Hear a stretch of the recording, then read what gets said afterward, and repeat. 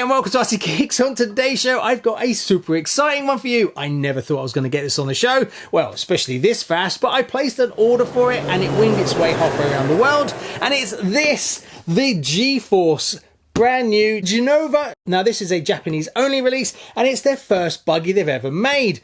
But I know I hear you cry, so what? There's hundreds of new buggies coming out all the time. Well, this one's a little bit special. It's a fusion between old and new. If you look at it, it looks very familiar. It's got this sort of classic vintage buggy look, but it's got new modern plastics. Now what makes it super exciting is what's written down here, this tiny little bit at the bottom. Can you see that? Yes, believe it or not, this has been supervised by Masami Hirosaka, probably the most famous and successful driver from back in the day. So, with him supervising it, how bad can it be, right? This is a little gem, so I'm super excited to get it. Now, apparently it's part built, and the idea was that this can be for someone who's brand new all the way up to someone who is very experienced. So, I'm super excited to open it up, see what they're about, and see if it's any good. Hit it, Charlie!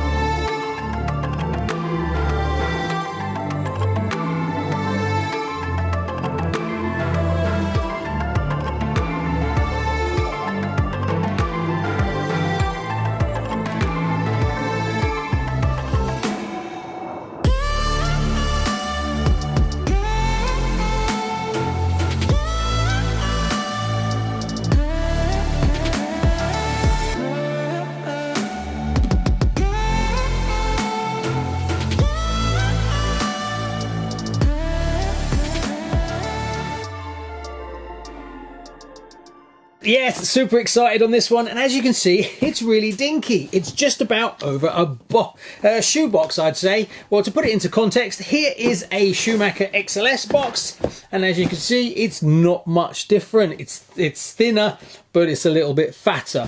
To put it into all you Tamiya fans, this is a pretty standard Tamiya box. So as you can see, it is really, really small. Now, obviously this is only being sold in Japan at the moment. Hopefully that's going to change. With a bit of luck, we might get a reseller in the UK, there might be a reseller in America, so that will make life really easy. But for me, the story was I found it for sale on Amazon Japan. So for some reason, I couldn't use my Amazon UK login. I had to sign up for the Japan one. So if you're thinking about getting one of these, the easiest thing to do is go to Amazon Japan and sign up with a new account, and then you can buy it. Now, purchasing it, super easy. One of the easiest things I've actually experienced trying to import stuff from like Japan, for instance. Much easier than the eBay aspect.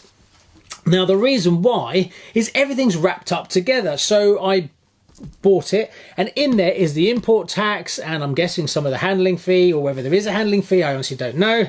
And all the shipping's taken care of and everything, and it's super fast. And I could track it all the way as well because this went via Hong Kong. Now, in total price for this, including all the import, the shipping fees, the price itself, I paid £216.42. So, do I think it's value for money? Well, it's comparable with a lot of other kits that are £200, so I think it's worth getting. Now, obviously, it would be cheaper if it's in the UK, but then you've got to add markup and things like that, so maybe you'll end up paying the same anyway.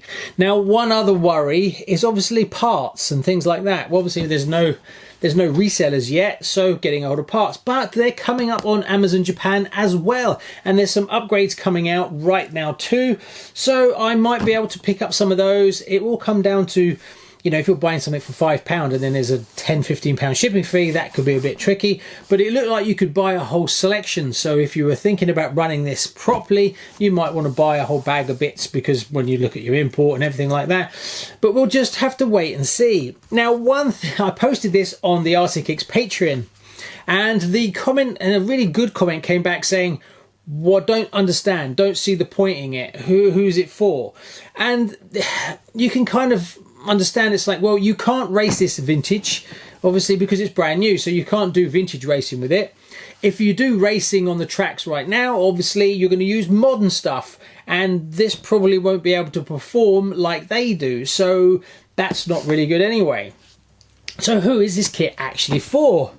So I thought about it for a bit, and it's like, it's a fair comment, and it's me. This is made just for me. Perfect. Someone who loves the look of vintage stuff, likes modern stuff as well, but hates the cab forward, so things like good plastics and being a bit tougher and stuff like that. One that you can just run and enjoy it. Yeah, me. But I guess there's a lot of people that like the vintage look, but just drive around in their garden and mess around with it and don't go racing. So those kind of people. But I think they're going to be a little bit put off until they know that there's a reseller in the UK that they can get parts from. Also, there is a big selection of people now that are actually collecting just shelf queens, me included. A lot of my cars are just shelf queens. So this does fit into those as well. And it is a good looking buggy. So the car was made in Taiwan. It's two-wheel drive, obviously. It's got universal shafts. It's got oil dampers. It's got an adjustable turnbuckles, and it's got a slipper. And from what I can see, it will run NMAHs and lipos as well, and definitely brushless. Well, you can kind of understand it. So it's got a vintage look about it, but also can run modern power. Right, I think that covers everything. So let's crack it open and look inside and see what you get for your money. Right, so here we go. Cracking it open for the first time. And I haven't even sneaked a peek at this one. So obviously presentation, box is a little bit flimsy. Presentation is basically, it's all lobbed in a box. Now the first thing is the body. Yes, there is a polycarbonate body that you will have to paint yourself. Do like that. Pretty straightforward, it shouldn't be too difficult. A little bit of faffiness around the front there, but classic lines with this side out, cab at the back. Yeah, it is a very simple but yet very elegant looking buggy. Super slim and thin, so it's going to look really cool when it's built. Spoiler wise, pretty standard stuff. Yes, you can cut it to different levels as well, so nothing groundbreaking there. Thickness wise, yeah, it's pretty much on a par with what you'd expect from anyone else. I wouldn't say it was super flimsy, so I think it will do the job. Interesting to see that there's actually a little section here where it's not on the other side. Obviously that's where the aerial goes. Now, wheels and tyres. So these are all pre-mounted for you, I'm guessing. Let's have a look. I wonder if they're glued or not. No, they're not glued on. You will have to glue them yourself. Cool, they're lovely and soft though. They are definitely a thumbs up for me. They are lovely. They feel very much like the ones that I got on my Kyosho Turbo Optima. That's the kind of feel. So yeah, super soft. Don't think they're going to last you very long if you're running them on concrete, but there we go. And the front ones, can't really complain about those. They feel really good. Obviously you get to obviously you get 4.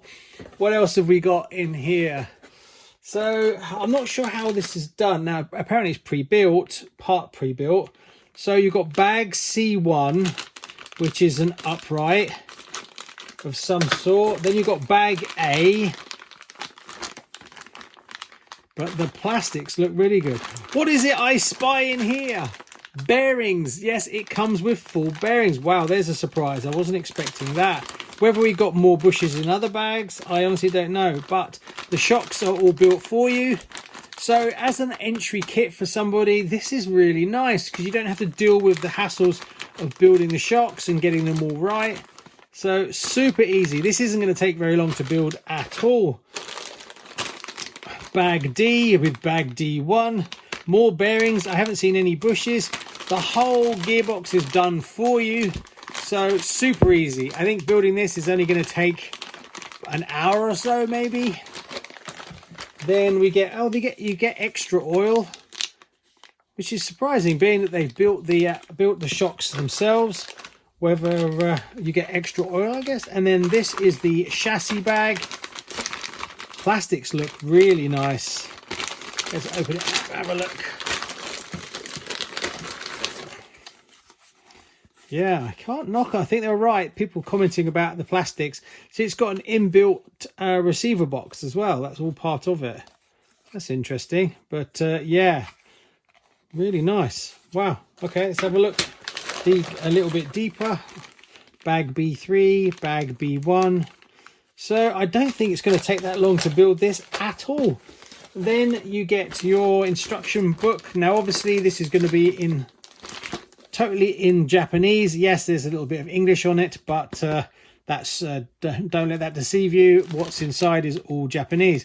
But from what I've seen, it's all images anyway. So what else have we got here?